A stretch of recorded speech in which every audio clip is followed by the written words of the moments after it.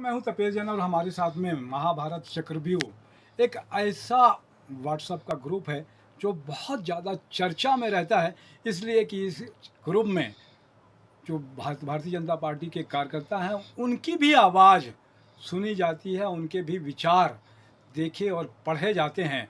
अभी चुनाव हुए हैं लोकसभा के, क्या कुछ कहेंगे? अनूप भाई एडमिन हैं हमारे साथ में। देखिए, सबसे पहले तो मैं हमारे देश के यशस्वी प्रधानमंत्री का जो नारा है, अब की बार 400 पार, तो अब की बार 400 पार और अब की बार 8 लाख पार। रायपुर लोकल की बात कर रहा हूँ, बृजमोहन जी के ऊपर में। हम लोगों ने जो काम किया है पार्टी के अंदर में, तो उसके हिसाब से हमें लगता है कि हमारा जो है मेहनत कहीं ना कहीं रंग लाएगी। रही बात 11 सीट की, तो 11 सीट में एक ये बात तो तय है कि मोदी जी का जादू जब जब चला है तब तब परचक्खे उड़ गए हैं। तो इसीलिए मोदी जी का जादू जब यहाँ छत्तीसगढ़ में मोदी जी के ऊपर लोगों ने भरोसा जताया है और मोदी जी के ऊपर उन्होंने विश्वास व्यक्त किया है और हर कोई मोदी परिवार बनकर उभर कर सामने आया है। यहाँ तक कि जनता जनार्दन जो है वह भी भारतीय जनता पार्टी की कार्यकर्ता बनकर सामने आ गई।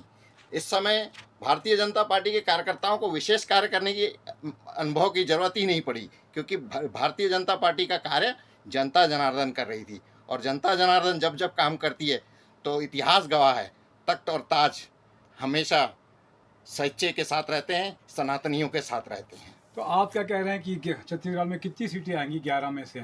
देखिए, इस समय हम तो यही देख रहे हैं कि जो महतारी वंदन योजना उन्होंने चलाई है और हमारी जो साए साए काम कर रही है विष्णुदेव साय की सरकार, तो वो साए साए साए साए सबके होश उड़ा देगी और आने वाले 4 तारीख को सबको पता चल जाएगा कि विष्णुदेव साय जी सौम्य जरूर हैं लेकिन साए साए काम करते हैं।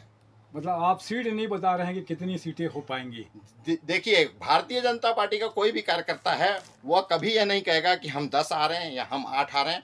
भारतीय जनता पार्टी का कार्यकर्ता जब मैदान में आता है तो 11 की 11 सीट उछाल मार के लेकर आता है। बहुत अच्छी बात है, आपने समय दिया इसके लिए धन्यवाद। मैं तपेश जैन नरेंद्र ठाकुर के साथ में। जय छत्तीसगढ़, जय जोहार।